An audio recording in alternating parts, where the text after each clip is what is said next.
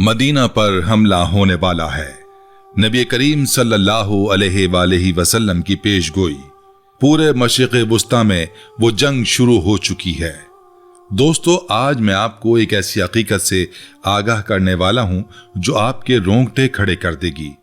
Medina Munawwara पर खतरा मंडला रहा है। मक्का मुकर्रमा के गिर्द घेरा तंग हो रहा है और पूरे मशरिक़ वुस्ता में वो जंग शुरू हो चुकी है जिसका जिक्र सदियों पहले किया गया था। ये महज तज्जिया नहीं, ये वो हकीकत है जो आपकी आंखों के सामने रूनुमा हो रही है। और जो लोग आंखें बंद किए बैठे हैं, आज की ये गुफ्तगू शायद उनकी आंखें खोल दे। एक ऐसा दौर है जिसे हमारे नबी सल्लल्लाहु अलैहि वसल्लम ने सदियों पहले इस दुरुस्तगी से बयान फरमाया जैसे वो आज का अखबार पढ़ रहे हों। दोस्तों, रसूलुल्लाह सल्लल्लाहु अलैहि वसल्लम ने एक रात नींद से अचानक बेदार होकर फरमाया और माथे पर पसीना था। 3 बार फरमाया कि अरबों के लिए तबाही है। हजरत ज़ैनब बिन्त हजश रज़ी अल्लाह अन्हा ने पूछा, या रसूल अल्लाह, क्या हुआ? तो आप अलैहिस्सलातु वस्सलाम ने फरमाया कि याजूज माजूज की दीवार में सुराख हो गया। यह हदीस क्या बता रही है? ये बता रही है कि अरबों की तबाही और याजूज माजूज का निकलना एक साथ जुड़े हुए वाकयात हैं। और आज जब आप मशरिक़ वुस्ता की तरफ नजर डालते हैं तो ये दोनों चीजें बैक वक्त नजर आती हैं। अरब हुक्मरान अमेरिका और इसराइल के इत्तेहादी बने हुए हैं और ईरान के खिलाफ जंग में शामिल हो रहे हैं। क्या आपने कभी सोचा कि ये सब क्यों हो रहा है? क्या ये महज सियासत है या इसके पीछे कोई गहरा मंसूबा कार फरमा है? आप अलैहिस्सलातु वस्सलाम ने फरमाया कि जब बैतुल मुक़द्दस आबाद होगा, जब यरूशलेम दुनिया की तवज्जो का मरकज बनेगा, तो मदीना वीरान होने लगेगा, रहने के काबिल नहीं रहेगा। आज यरूशलेम पर इसराइल का कब्जा है। गजा तबाह हो चुका है, लाखों मुसलमान शहीद हो चुके हैं और यहूदी सल्तनत फैलते फैलते खैबर के करीब तक आ चुकी है, जो मदीना से सिर्फ चंद दर्जन किलोमीटर है। आप अलैहिस्सलातु वस्सलाम ने यह भी फरमाया कि मदीना के करीब एक जगह का नाम लेकर बताया कि वहां तक यहूदियों की सल्तनत आ चुकी होगी और मदीना से मक्का सिर्फ 300-400 किलोमीटर नीचे है, यानी घेरा मुकम्मल होने को है। और ये लोग जो ये समझ रहे हैं कि ये सब कुछ बस एक इलाकाई तनाज़ा है, वो हकीकत से कोसों दूर हैं। दोस्तों, अभी आगे जो मैं आपको बताने वाला हूं वो आपको हिला कर रख देगा। आप अलैहिस्सलातु वस्सलाम ने तरतीब बयान फरमाई कि जब मदीना की वीरानी होगी तो एक बहुत बड़ी जंग का आगाज होगा। ये वो जंग है जिसे मुल्हिमतुल कुबरा कहा गया है। फिर कुस्तुनतुनिया यानी इस्तांबुल दोबारा फतह होगा और फिर दज्जाल का खुरूज होगा। ये सारे वाकयात एक तरतीब में है और वो तरतीब आज हमारे सामने सजने लगी है। अल्लामा इकबाल ने कहा था कि दुनिया को है फिर मार का रूह बदन पेश, तहजीब ने फिर अपने दरिंदों को उभारा। वो वक्त आ गया है, अब जरा गौर करें कि इस मशरिक़ वुस्ता में क्या हो रहा है और जो आपको बताया जा रहा है वह असल हकीकत से कितना मुख्तलिफ है। इसराइल और अमेरिका ने ईरान पर हमला किया है। ट्रंप और उसके वजीर ने जंग का ऐलान किया कि ईरान की तमाम मिसाइल सहूलियात तबाह हो गईं, उसकी बहरिया ख़त्म हो गई, फ़ज़ाइया ख़त्म हो गई और हमने ये जंग जीत ली है। लेकिन ज़मीन पर क्या हो रहा है? अगले ही दिन ईरान ने तारीख में पहली बार अमेरिका का सबसे जदीद तरीन लड़ाका तैयारा F-35 मार गिराया, जिसकी कीमत $10 करोड़ है और जो अपनी पूरी तारीख में कभी रेडार की पकड़ में नहीं आया था। फिर ईरान ने अमेरिकी बहरी जहाज इब्राहिम लिंकन पर हमला किया और फिर ईरान ने इसराइल पर क्लस्टर बम फायर किए। और इस सब के बावजूद ट्रंप कहता है कि हम जीत गए और शर्मिंदगी से कहता है कि ईरान की जो रिजीम पहले थी वो बहुत सख्त थी और जो अब है वो नर्म है और हमसे मज़ाकरात करना चाहती है। तो क्या आप देख सकते हैं कि किस तरह एक झूठ को फतह का नाम दिया जा रहा है? दोस्तों, आबना हुर्मज़ अभी तक ईरान के कब्जे में है। अमेरिका अपने इत्तेहादियों की मिन्नतें कर रहा है कि इसे खुलवाने में मदद करो, लेकिन कोई तैयार नहीं। सब कहते हैं ये जंग तुम्हारी है, हमारी नहीं। कतर में $1 अरब का अमरीकी रेडार तबाह हो चुका है। 8 पैट्रियट दिफाई निज़ामों में से 4 तबाह हो चुके हैं। मशरिक़ वुस्ता में अमेरिका की तकरीबन तमाम फौजी बेसें निशाना बन चुकी हैं और अमरीकी फौजी वहां से वापस आने लगे हैं। अमेरिका इस वक्त जनूबी कोरिया और दीगर फौजी अड्डों से इंटरसेप्टर मिसाइल ईरान की जंग में मुंतकिल कर रहा है क्योंकि उसके पास खुद खत्म हो गए हैं। इसराइल ने भी अमेरिका को बता दिया कि उनके पास ईरानी मिसाइलों को रोकने के लिए इंटरसेप्टर इंतहाई कम बचे हैं। अमेरिका पर इस वक्त 48 ट्रिलियन डॉलर का कर्जा है और सिर्फ एक दिन में अमेरिकी स्टॉक मार्केट से 1 ट्रिलियन डॉलर निकाल लिए गए। ट्रंप हर रोज जंग बंदी का ऐलान करता है ताकि स्टॉक मार्केट में बेहतरी आए और ईरान उसे खाम ख्याली कहकर मुस्तरद कर देता है।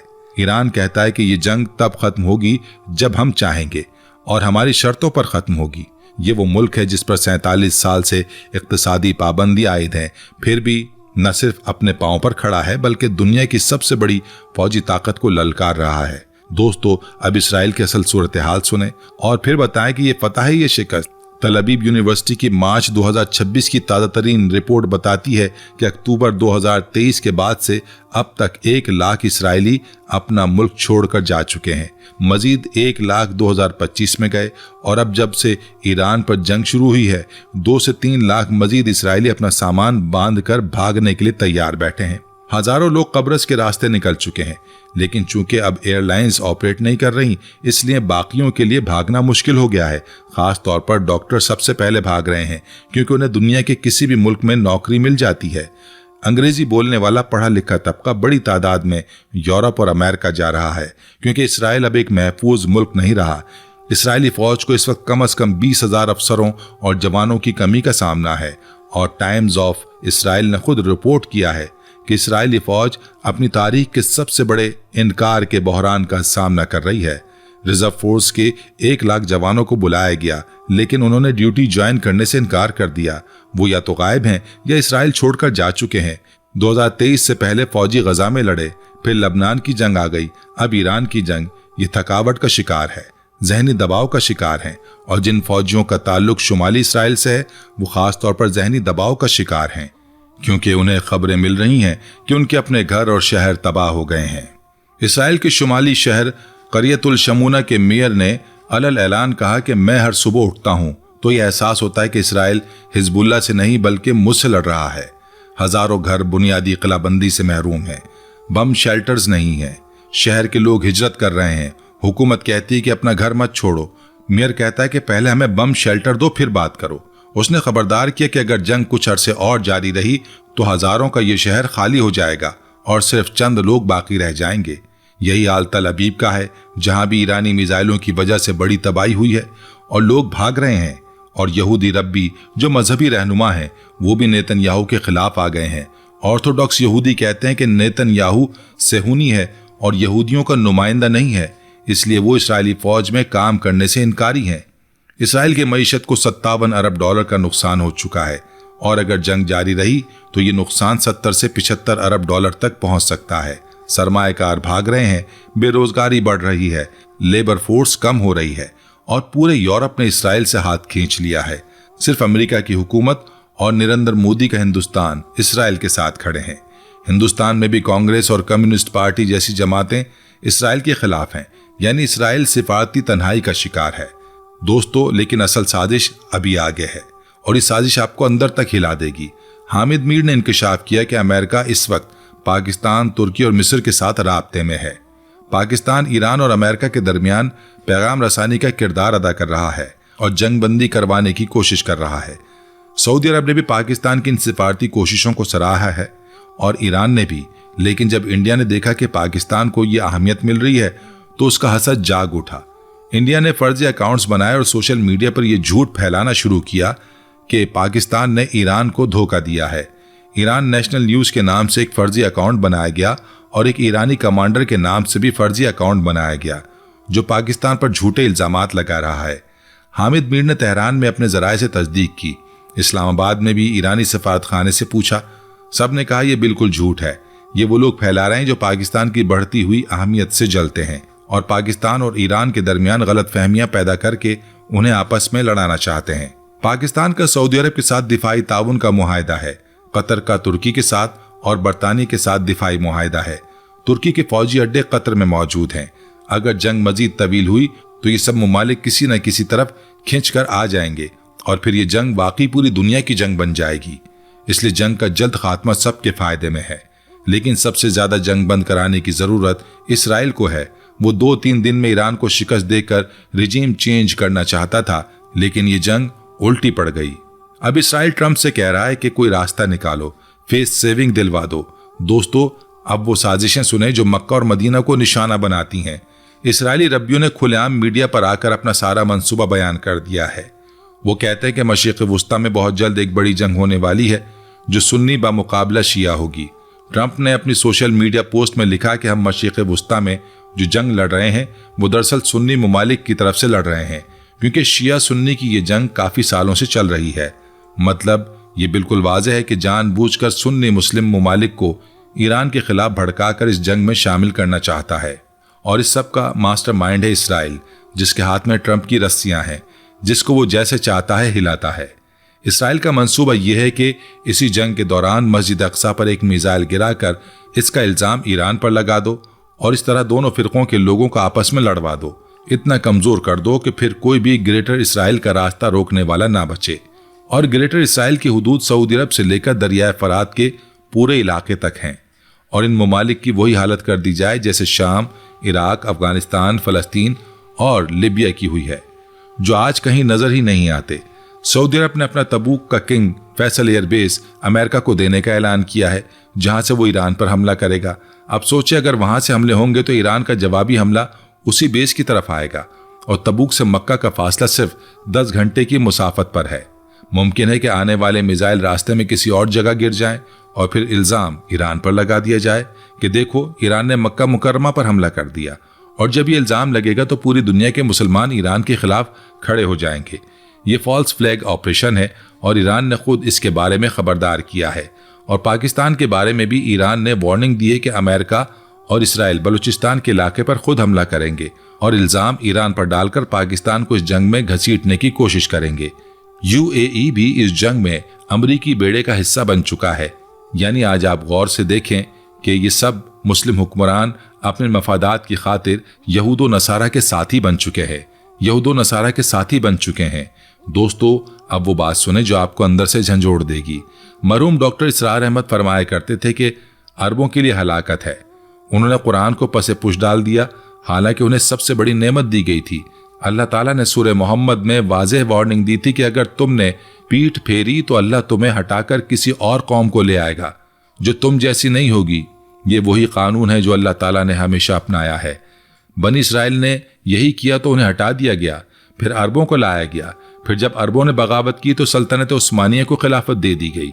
और आज जिस तरह अरब हुक्मरान काबे के दुश्मनों के इत्तेहादी बने बैठे हैं, बिल्कुल मुमकिन है कि इस जंग के बाद अल्लाह ताला इस खिलाफत को किसी और कौम के हवाले कर दे, क्योंकि ईरान का ईमान इस लेवल का है कि पाबंदियों के बावजूद 47 साल से लड़ रहा है और सर नहीं झुकाया। सही बुखारी की हदीस नंबर 3302 में आता है कि रसूल पाक सल्लल्लाहु अलैहि वसल्लम ने अपने हाथ से यमन की तरफ इशारा करके फरमाया कि ईमान तो यहाँ यमन में है, और फिर फरमाया कि कसावत और सख्त दिली उन लोगों में है जो ऊँटों के दरमियान रहते हैं, जिनसे शैतान की चोटियाँ नमूदार होंगी, यानी रबिया और मुज़र की कौमों में। आप जानते हैं रबिया कबीले के लोग आज कहाँ हैं? सऊदी अरब की आले सऊद फैमिली, बहरीन की आले खलीफा फैमिली और कुवैत की आले सबा फैमिली दरअसल उसी रबिया कबीले से ताल्लुक़ रखती हैं। ये बात मैं नहीं कह रहा, बल्कि ये चीज़ें बाकायदा तौर पर रिपोर्ट शुदा हैं। और यमन को देखें, यमन भी अरब मुल्क है, लेकिन उसी यमन ने अपने 4 लाख से ज़्यादा लोग मरवाए हैं उन अरब हुक्मरानों के हाथों। और इसके बावजूद आज यमन वो वाहिद सुन्नी अरब मुल्क है जो अपने ईरानी भाइयों का साथ दे रहा है और बहराए अहमर में अमेरिका और इसराइल के जहाज़ों को रोक रहा है। ये इत्तफाक नहीं है, ये वही ईमान है जिसकी तरफ रसूलुल्लाह सल्लल्लाहु अलैहि वसल्लम ने इशारा फरमाया था। कश्मीर के बारे में भी सुने, जब ईरान ने एक बार मदद की सदा लगाई तो कश्मीर के छोटे छोटे बच्चों ने अपने गल्ले तोड़कर पैसे जमा किए, औरतों ने अपने जेवर दिए और एक आवाज पर 500 करोड़ रुपए जमा हो गए। इस कौम को कोई नहीं हरा सकता। दोस्तों, अभी आगे जो मैं आपको बताने वाला हूं वो इस पूरी तस्वीर का सबसे अहम और चौंका देने वाला हिस्सा है। सूरह जुमा में अल्लाह ताला फरमाता है कि वो लोग जो भी रसूल से नहीं मिले, अल्लाह के रसूल उन्हें तालीम देंगे। साहबा ने 3 बार पूछा कि ये कौन लोग हैं? आप अलैहिस्सलातु वस्सलाम ने जवाब नहीं दिया। जब तीसरी बार पूछा गया तो आपने हजरत सलमान फारसी रज़ियल्लाहु अन्हु के कांधे पर हाथ रखकर फरमाया कि अगर ईमान सुरैया सितारे पर भी होता तो ये लोग वहां से भी हासिल कर लेते। और आप सब जानते हैं कि हजरत सलमान फारसी ईरानी थे। ईरान के लोगों ने इस्लाम की खातिर जितनी कुर्बानियां दी हैं, जितनी शहादतें दी हैं, شاید ہی کسی اور قوم نے دی ہوں۔ علماء کرام نے بیان کیا ہے کہ آخری زمانے کی پوری ترتیب یہ ہے کہ جب مدینہ ویران ہوگا اور رہنے کے قابل نہیں رہے گا، تب ایک شخص مکہ آئے گا، لوگ اسے پکڑ لیں گے اور کہیں گے کہ ہماری قیادت کریں، حالات بہت برے ہو گئے ہیں۔ وہ کہے گا نہیں، معاف کریں۔ لوگ جبراً اس کا گھیراؤ کریں گے اور مقام ابراہیم اور ملتزم کے درمیان اس کی بیعت ہوگی۔ امام مہدی کا لفظ اصل میں نام نہیں ہے، مہدی کہتے ہیں ہدایت یافتہ کو، جیسے دجال نام نہیں ہے بلکہ مسیح الدجال کہتے ہیں جھوٹے کو۔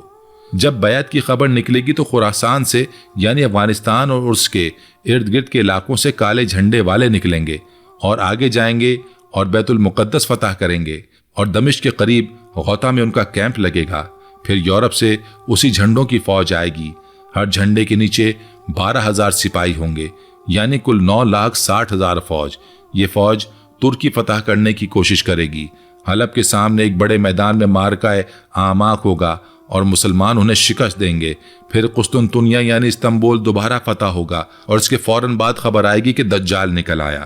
دوستو، دجال کوئی معمولی شخصیت نہیں ہوگی، وہ اس کائنات کی انتہائی جدید ترین ٹیکنالوجی کا نمائندہ ہوگا۔ قرآن نے اس کے لیے لفظ جسد استعمال کیا ہے۔ وہ ایک دن میں پوری دنیا گھوم لے گا۔ اس کی سواری کے بارے میں کہا گیا کہ بہت بڑے بڑے کان ہوں گے۔ آج کے ہوائی جہاز کو دیکھیں تو بالکل یہی نظر آتا ہے، جہاں چاہے بارش برسا دے، جہاں چاہے قحط لے آئے، جہاں چاہے فصل اگا دے، جہاں چاہے فصل روک لے۔